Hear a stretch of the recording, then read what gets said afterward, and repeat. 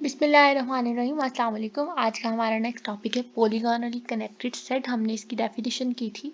अब हम इस डेफिनेशन को एज अ थ्योरम प्रूव करेंगे और हम कहेंगे कि हम कोई सेट लेते हैं और वो कनेक्टेड होगा अगर वो पॉलीगॉनली कनेक्टेड था। तो मैंने आपको थोड़ा सा स्टार्टिंग में लास्ट वाले लेक्चर में मैंने आपको थोड़ा बताया था कि इस थ्योरम को हम किस तरह से प्रूव करने वाले हैं। हम इसकी पहली कंडीशन लेंगे और दूसरी कंडीशन को प्रूव कर देंगे और फिर दूसरी लेंगे और पहली को प्रूव कर देंगे। तो पहली लेंगे जब, तो हम कहेंगे हमने इसको इफ एंड ओनली इफ की कंडीशन है तो नेसेसिटी एंड सफिशिएंट कंडीशन के साथ हम इसको प्रूव करेंगे। तो क्या आपने इससे पहले भी थ्योरम्स कुछ किए होंगे रियल एनालिसिस कोर्स 1 में, अगर आपने पढ़ी है पहले तो वहाँ भी आपने देखा होगा कि हम पहला पार्ट लेते हैं और दूसरे को प्रूव करते हैं, और जब हम पहला पार्ट लेते हैं तो उसका रिवर्स लेकर चलते हैं और हम प्रूव कर देते हैं कि वो हमारे पास उस तरह से नहीं आया जो कि उसका सेकंड पार्ट था। अब हमारे पास देखते हैं इसका फर्स्ट पार्ट यहाँ पे क्या बन रहा है कि एक ओपन सेट Rn कनेक्टेड होगा अगर वो पॉलीगॉनली कनेक्टेड है।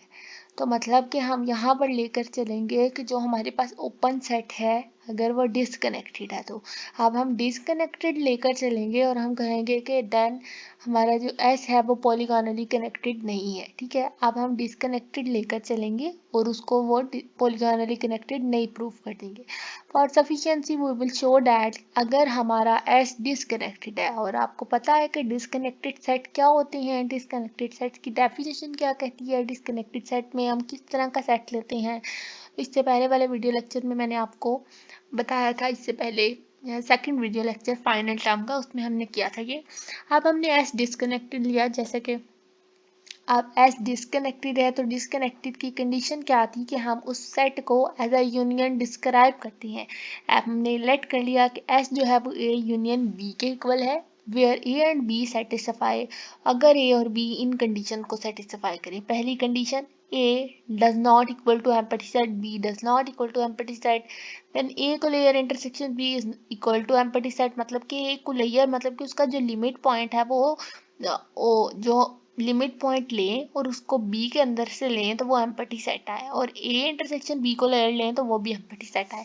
ये थी हमारे पास डिसकनेक्टेड सेट की डेफिनेशन, जो कि हम पहले एक्सप्लेन कर चुके हैं। मजीद इसको क्लैरिफाई करने के लिए आप वीडियो लेक्चर देखें। हमने एक डिसकनेक्टेड सेट ले लिया, तो अब हम सपोज करते हैं कि हमारे पास अब डिसकनेक्टेड सेट कौन सा था। देखिए S equal to A union B, मतलब हमारा A और B किधर से आ रहा था, S में से आ रहा था। अब हमने क्या किया, अब हमने कहा कि मेरे पास A और B में से आ रहा था ना, अब हमने क्या प्रूफ कराना होता है पॉलीगॉनल कनेक्टेड सेट में। पॉलीगॉनल कनेक्टेड सेट में था कि आप उसके अंदर से कोई एक पेयर उठाएं तो वो भी पॉलीगॉनल पाथ के अंदर से आना चाहिए। तो अब हमने S equal to A union B लिया, मतलब मैं A और B के अंदर से कोई भी पॉइंट उठाऊं तो वो पॉलीगॉनल पाथ के अंदर आना चाहिए। तो फॉर एग्जांपल मैंने सपोज किया कि मेरे पास x1 जो है वो A के अंदर से बिलोंग करता है। ठीक है, मैंने A के अंदर से एक पेयर उठाया x1, और जो सेकंड पेयर उठाया वो किधर से उठाया, B, मतलब कि B के अंदर x2 आता है, x2 बिलोंग करता है B से, और एज्यूम किया कि there is a polygonal path, और उसके अंदर एक पॉलीगॉनल, जब वो उसके अंदर एग्जिस्ट कर रहा है, हम पेयर उठा रहे हैं, मतलब कि वो पॉलीगॉनल पाथ में आ रहा है। और किस पॉलीगॉनल पाथ में आ रहा है, S के पॉलीगॉनल पाथ में आ रहा है। S में क्यों आ रहा है, क्योंकि S तो A यूनियन B के इक्वल था। तो मतलब कि मेरे पास जो भी मैंने पेयर उठाया, x1 x2 उठाया, वो A B से बिलोंग कर रहा है, मतलब कि वो किधर से बिलोंग कर रहा है, S से बिलोंग कर रहा है। तो there is a polygonal path in S connecting x1 to x2, मतलब कि x1 x2 को जो कि पॉलीगॉनल पाथ कनेक्ट कर रहा है किसमें, S में। Then some line segment L in this path, आप कोई पाथ अगर उसके अंदर एग्जिस्ट कर रहा है, फॉर एग्जांपल मैंने आपको एक पाथ बना के देती हूँ यहाँ पे। अच्छा जी, अब मैंने फॉर एग्जांपल कहा ये मेरे पास एक पाथ है, एक फर्स्ट x1 मैंने पाथ का नेम दे दिया, देन ये x2 पाथ है, यहाँ पे ऐसे कर देते हैं x1 ये पाथ है, देन ये x2 पाथ है, देन कोई भी पाथ उठा रहे हैं हमने कहा कि ये A से B मेरे पास एक पाथ था, और मैंने इसके अंदर से क्या पॉइंट ले लिया, मैंने पॉइंट ले लिए हैं x1 और x2 ले लिए। और मैंने कहा कि x1 जो है वो मेरे ए से बिलोंग करता है, मतलब कि मेरा अगर ए पाथ यहाँ से यहाँ तक था तो यहाँ पे मेरे पास क्या बिलोंग कर रहा है, x1 बिलोंग कर रहा है। और अगर मेरा बी पाथ ये था तो मैंने कहा कि x2 मेरा यहाँ से बिलोंग कर रहा है।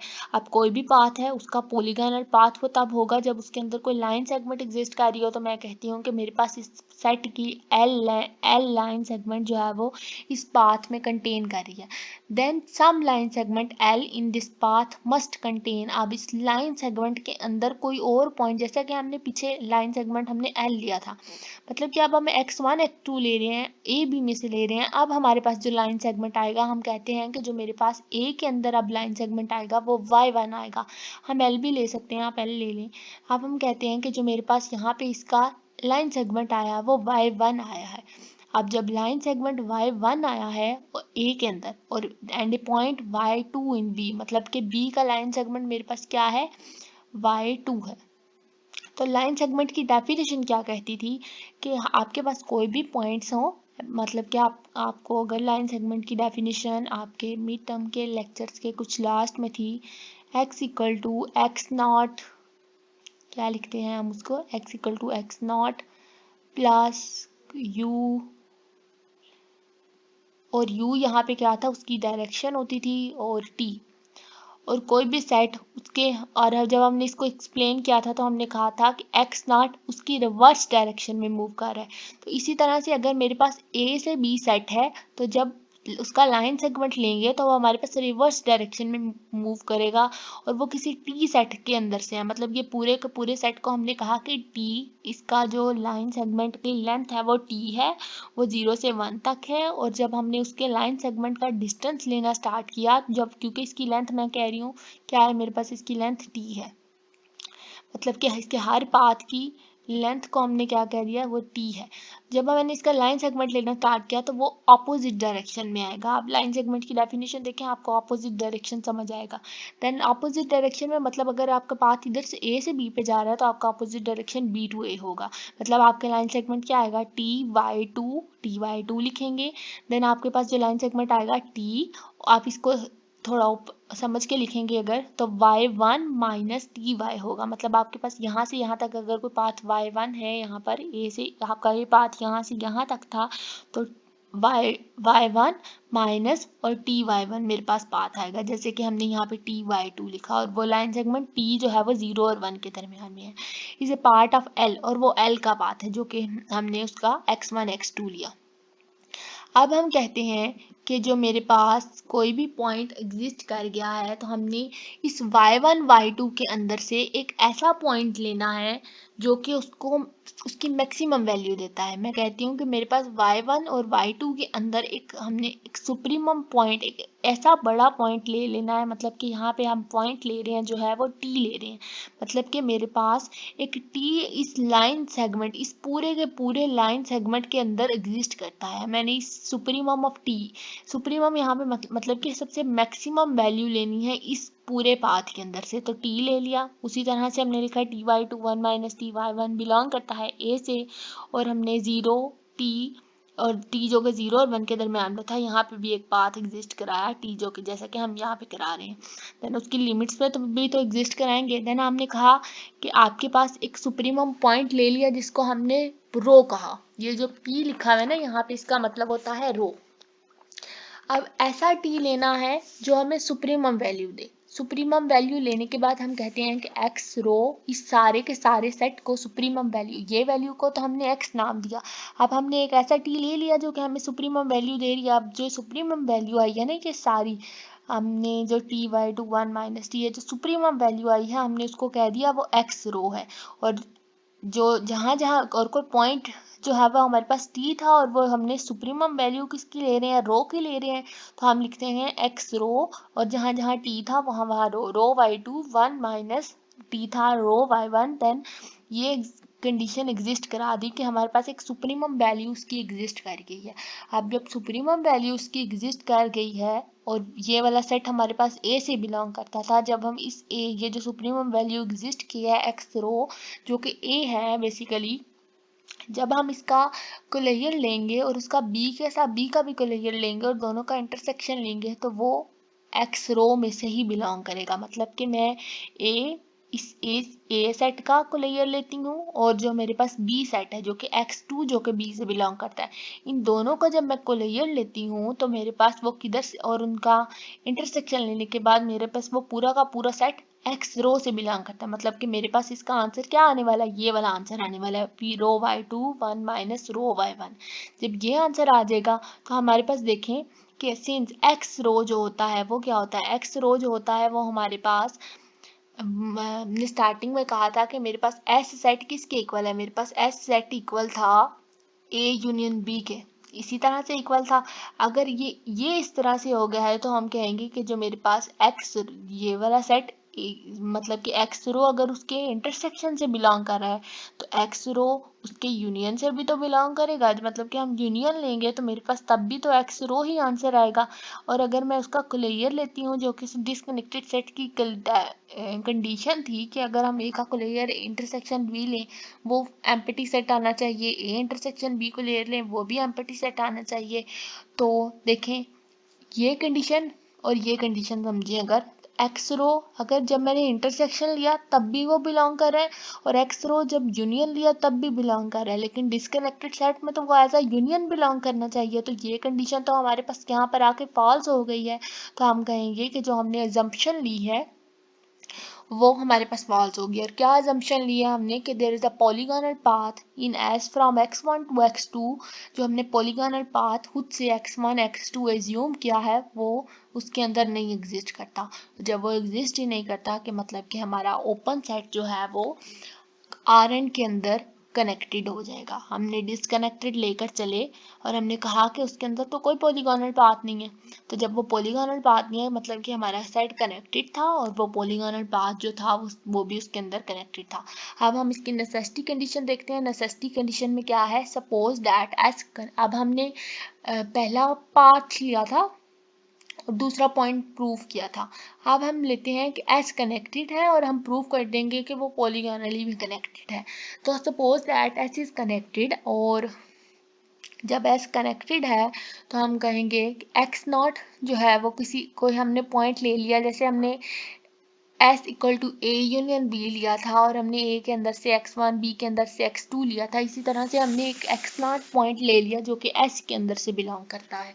और जब वो x नॉट एस में से बिलोंग करता है तो हमने कहा कि ए कोई सेट है जो कि x नॉट में से है। देखें सबसे पहले हमने क्या किया कि एस एक कनेक्टेड है, आपके पास जो बड़ा सेट है वो क्या है, एस है। ठीक है, अब इस एस के अंदर से मैंने क्या करना है, एक पॉइंट लिया एक्स नॉट। ठीक है, अब यहाँ पे मैं लिख लेती हूँ एक्स नॉट जो कि इस एस से मैं ले रही हूँ। अब एस से एक्स नॉट लिया, अब A be the set connecting of consisting of x not.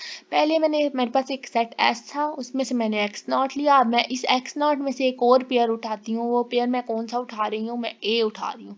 मैं कहती हूँ कि एक्स नॉट के अंदर से मेरे पास एक और पॉइंट मैंने सेट लिया जो कि क्या है, ए है। अब A be the set consisting of x naught and the point in S can be connected to x, और जो S के अंदर पॉइंट है वो x naught से कनेक्टेड है और जो x naught के अंदर पॉइंट होंगे वो A से कनेक्टेड होंगे बेसिकली। तो अब हम कहते हैं कि जो पॉइंट्स S में है वो कनेक्टेड है x naught से by polygonal path in S let B। अब उसी तरह से हमने पहले एक पॉइंट उठाया, हमने कहा कि ये सारे जो जितने भी हम पॉइंट्स ले रहे हैं ना वो कनेक्टेड हैं और वो कनेक्टेड है किसी पॉलीगोनल पाथ से, मतलब उसके अंदर कोई लाइन सेगमेंट L एग्जिस्ट कर रहा है। और उसी तरह से हमने एक और पॉइंट उठाया, इसमें से हमने कहा कि बी को पॉइंट उठाते हैं। अब बी पॉइंट उठाने के बाद उसी तरह से मैं लिखती हूँ एस में से जो है वो हम कोई पॉइंट उठा रहे हैं बी, लेकिन हम कहते हैं कि वो कनेक्टेड नहीं है एक्स नॉट से, वो एक्स नॉट से कनेक्टेड नहीं, एस पॉइंट है। अब हमने उसके अंदर से डायरेक्ट एक पॉइंट उठाया बी जो कि हमारे पास जैसा कि ये एक एस है उसके अंदर से मैंने डायरेक्ट एक पॉइंट उठाया बी। बी तो उठा रहे हैं लेकिन वो उस एक्स नॉट में से नहीं है।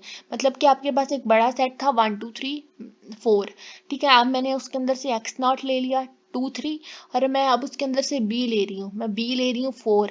देखें 4 2 3 से बिलोंग कर रहा है, नहीं कर रहा है ना, तो उसी तरह से मतलब कि x जो हमने उठाया b जो x नॉट में से नहीं है, b जो हमने उठाया वो x नॉट में से नहीं है बाय पॉलीगॉनल पाथ। अगर कोई y नॉट, अगर कोई और एलिमेंट उस s के अंदर से आ जाता है तो उसके अंदर एक एप्सिलॉन नेबरहुड एग्जिस्ट करेगा। तो नेबरहुड क्या होता है कि हम उसका इंटरसेक्शन लें तो वो उसके अंदर एग्जिस्ट करना चाहिए। तो जब उसके अंदर कोई हमने कोई पॉइंट y नॉट उठाया तो उसके अंदर एक एप्सिलॉन नेबरहुड एग्जिस्ट किया। तो हमने कहा कि जब हमारे पास एप्सिलॉन नेबरहुड आ गया, मतलब कि उसके इंटरसेक्शन लेने से वो उसी के अंदर एग्जिस्ट कर रहा है, तो हम कहेंगे कि हमारा सेट ओपन होगा। और जब सेट ओपन होगा, अगर हम कोई और भी पॉइंट उठाते हैं तो वो उसके लाइन सेगमेंट के अंदर कनेक्टेड शो करेगा। तो उसी तरह से हमने उसकी वही वाली कंडीशन ले ली ty11 माइनस ty0, और जो कि n एप्सिलॉन y नॉट के अंदर लाई करती है, तो मतलब कि h के अंदर भी लाई करती है। और this implies that y naught can be connected to x naught by polygonal path in S। क्या हम कहेंगे कि जो हमारे पास y naught है, जब ये सारी कंडीशन प्रूव हो जाएगी, उसके अंदर एक एप्सिलॉन नेबरहुड आ गया, एस ओपन सेट आ गया और ओपन सेट जो है वो कनेक्टेड आ गया है, तो हम कहेंगे कि जब वो कनेक्टेड है तो वो पॉलीगोनली भी कनेक्टेड होगा। तो Y naught can be connected by polygonal path. जब वो ओपन था, देखें वाई नॉट ओपन हो गया ना, वाई नॉट में ओपन सेट आया, एस ओपन हो गया, तो हम कहेंगे कि वाई पॉलीगोनली कनेक्टेड है in S if every member of N epsilon Y naught can also. मतलब कि ये अगर वाई नॉट कनेक्टेड है तो ये जितने भी उसके नेबरहुड में पॉइंट आएंगे वो भी ओपन होंगे, वो भी कनेक्टेड होंगे, और वो भी ए के सबसेट होंगे। उसी तरह से बी के अंदर जितने भी मेंबर्स आएंगे वो भी जो है वो उसके अंदर ओपन होंगे और वो कनेक्टेड होंगे। और अब जब हम उन दोनों ए और बी दोनों का इंटरसेक्शन लेंगे, एम्प्टी सेट आएगा ए को ले, उसी तरह से उसकी डिसकनेक्टेड सेट की जो कंडीशंस हैं वो लिखी हैं, मतलब कि ए नॉन एम्प्टी होना चाहिए, और अगर ए नॉन एम्प्टी होगा तो हम कहेंगे कि बी भी नॉन एम्प्टी होना चाहिए। लेकिन हम कहते हैं कि अगर ए नॉन एम्प्टी है जो कि एक्स नॉट में से था, और वो हम फॉलो करते हैं कि बी जो है वो एम्प्टी है, लेकिन बी क्या होना चाहिए, बी तो नॉन एम्प्टी होना चाहिए। सिंस अगर बी एम्प्टी नॉन एम्प्टी होगा तो एस डिसकनेक्टेड हो जाएगा। लेकिन हमने कहा कि बी जो है वो एम्प्टी नहीं है, बी जब एम्प्टी नहीं, ए नॉन एम्प्टी है लेकिन बी मत sorry A non empty, okay, A phi के इक्वल नहीं है, तो जब ए फाई के इक्वल नहीं है तो बी भी तो फाई के इक्वल नहीं होगा। लेकिन डिसकनेक्टेड सेट की कंडीशन क्या कहती है, डिसकनेक्टेड सेट की कंडीशन कहती है कि हमारे पास बी जो है वो फाई के इक्वल नहीं होना चाहिए, ए भी नहीं इक्वल होना चाहिए। तो हम कहेंगे कि हमारे पास जब ए भी नॉन एम्प्टी बी भी नॉन एम्प्टी है तो ये हमारे पास डिसकनेक्टेड होगा। और जो हमारे पास सेट ए जो हमने एक्स नॉट में से लिया था वो एस के इक्वल आ जाएगा, और विच प्रूव द नेसेसिटी। मतलब कि हमने एक ओपन कनेक्टेड सेट लिया और उसको ओपन प्रूफ करा दिया। ठीक है, एक कनेक्टेड सेट लिया और उसको पॉलीगोनल पाथ उसका लिया और उसको प्रूफ करा दिया कि हमारे पास सेट जो है वो इस तरह से एग्जिस्ट करेगा। इसके बाद हमारे पास रिमार्क है, पॉलीगोनल कनेक्टेड सेट ओपन हो या नहीं हो वो हमेशा कनेक्टेड होता है, लेकिन इसका कन्वर्स नहीं ठीक होता। मतलब कि आप एक कनेक्टेड सेट ले रहे हैं जो कि ओपन नहीं है, एन सेट जो कि ओपन नहीं है लेकिन हो सकता है वो कनेक्टेड हो, लेकिन वो कभी भी पॉलीगोनली कनेक्टेड नहीं होगा। रिवर्स इधर से लेकर चले, एक ओपन सेट जो एक नॉट ओपन सेट जो कि कनेक्टेड है, और लेकिन कनेक्टेड तो है लेकिन वो पॉलीगोनली कनेक्टेड नहीं होगा। ये वही वाली कंडीशन रिवर्स में लिखी हुई है। तो ये आपके पास एक रिमार्क था, इसी से रिलेटेड हमने हमारे पास जो रीजन है वो नेक्स्ट इसी से आर के अंदर इसी रिमार्क से रिलेटेड रीजन के लिए हमारे पास एग्जाम्पल है, वो हम नेक्स्ट वीडियो लेक्चर में देखेंगे। वीडियो अच्छी लगे तो लाइक करें, चैनल को सब्सक्राइब करें, अपने फ्रेंड्स के साथ शेयर करें। अल्लाह हाफिज़, थैंक यू।